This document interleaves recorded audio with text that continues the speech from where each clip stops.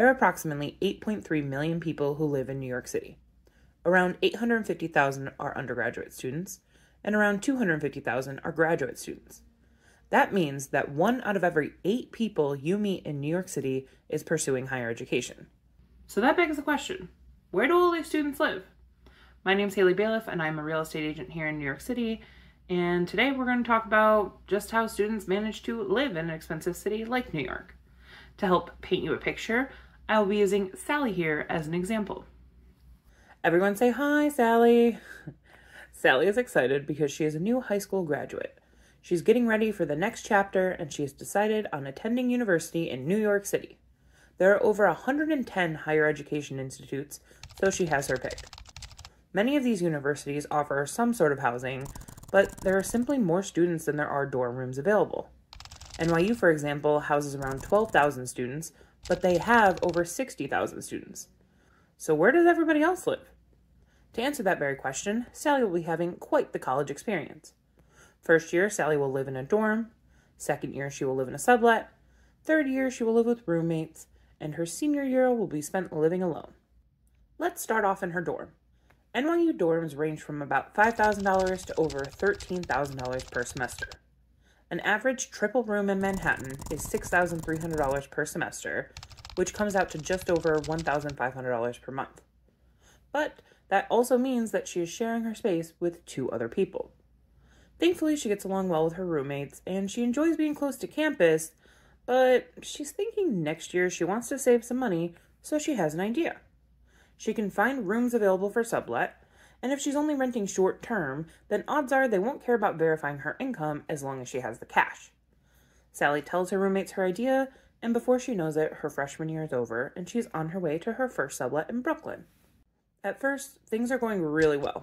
The first room is only $1,200 per month, and she's getting to stay there for most of the first semester.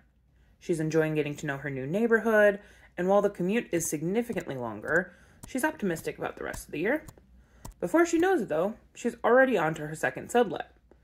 The room is smaller, but she'll manage, and this time it's only $1,000 a month, so she's saving even more. Although this sublet is only for a few short months, and then she's moving yet again. While all of the places that she has stayed have been fine, she is missing being with folks her own age and having a stable home life. She decides to call up her old freshman year roommates and see if they'd want to live together again next year.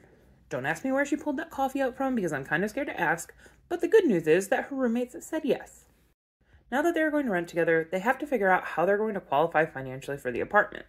Since they're students with no income, they will need to use a guarantor for their apartment, which is someone who makes 80 times their monthly rent annually. Every landlord is different, and some will allow roommates to each have their own guarantor for their own portion of the rent, while other landlords require one overall guarantor for the entire apartment. In this instance, let's say the landlord allows multiple guarantors, so each roommate needs someone who makes 80 times their portion of the rent. When it comes to apartment options, it depends on how much space each person needs. They begin their search, and their main priorities are being somewhere in Lower Manhattan with 3 bedrooms and as cheap as possible. They find a 3-bedroom in Hudson Yards for $3,500, meaning each roommate will pay less than $1,200. And thankfully, this landlord accepts guarantors. The only con, though, is that it is on the 5th floor of a walk-up building. Sally and her roommates go for it and move into their new home.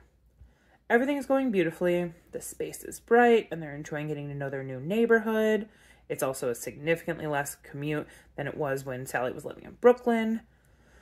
After a while, though, those 5 flights of stairs that greet them every time they get home start to feel like a lot.